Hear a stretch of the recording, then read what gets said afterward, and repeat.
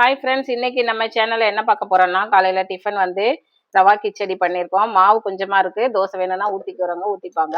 அடுத்தது வந்து அதுக்கு வந்து வேர்க்கடலை சட்னி. இது வந்து காஞ்ச மிளகா, அதாவது நீட்ட மிளகாலாம் போட்டு அரைக்கிற வேர்க்கடலை சட்னி. அதுக்கு நல்லா இருக்கும் காம்பினேஷன். அதுக்கப்புறம் வந்து சுட சுட சாதம், ப்ரொக்கோலி வறுவல். இது பெப்பர் போட்டு பண்றது ப்ரொக்கோலி நல்லா இருக்கும். சாம்பார் சாதத்து கூட, தயிர் சாதத்து கூட, சப்பாத்தி கூட போறதுக்கு நல்லா இருக்கும். இது வந்து முள்ளங்கி பொரியல். முள்ளங்கி நல்லா நம்ம கேரட் துருவல்ல இது இருக்குல்ல, அதுல துருவிட்டு நம்ம அதை தண்ணியே விடாம நம்ம வதக்கி எடுத்தோம்னா இந்த முள்ளங்கி துருவல் கிடைச்சிரும். சாப்பிடாதவங்க கூட சாப்பிட்டுருவாங்க. அதுக்கப்புறம் சௌசௌ சாம்பார். இன்னைக்கு வெள்ளிக்கிழமை அப்படிங்கிறதுனால சௌசௌ சாம்பார் நம்ம வீட்டில். இப்போ சாப்பாடு கட்டுறதை பார்த்துடலாம். இப்போ ஹஸ்பண்ட் லஞ்ச் வந்து சாதம் போட்டுக்கலாம்.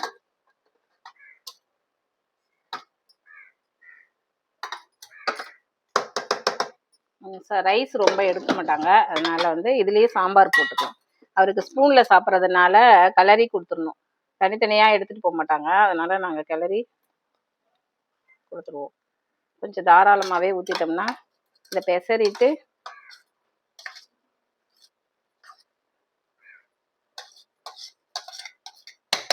இது மேலே கொஞ்சம் ஊற்றிட்டோம்னா அவங்களுக்கு கரெக்டாக இருக்கும். மதியானம் சாப்பிடும்போது நல்லாயிருக்கும். அதுக்கப்புறம் இதில் வந்து நம்ம முள்ளங்கி பொரியலை வச்சுக்கலாம்.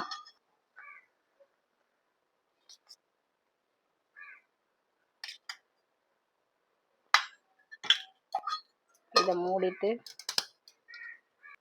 இதில் வந்து ப்ரொக்கோலி கொடுத்துருலாம். ப்ரொக்கோலி அவங்களுக்கு பிடிக்காது, அதனால கொஞ்சமாக வைக்கிறேன். இவ்வளோதான் ஃப்ரெண்ட்ஸ். இதில் அவருக்கு வந்து மோர் லெசி அந்த மாதிரி அடித்து கொடுத்துருவேன். அதனால் இது மத்தியானம் அவங்க லஞ்சாக எடுத்துப்பாங்க. Okay, thank you friends.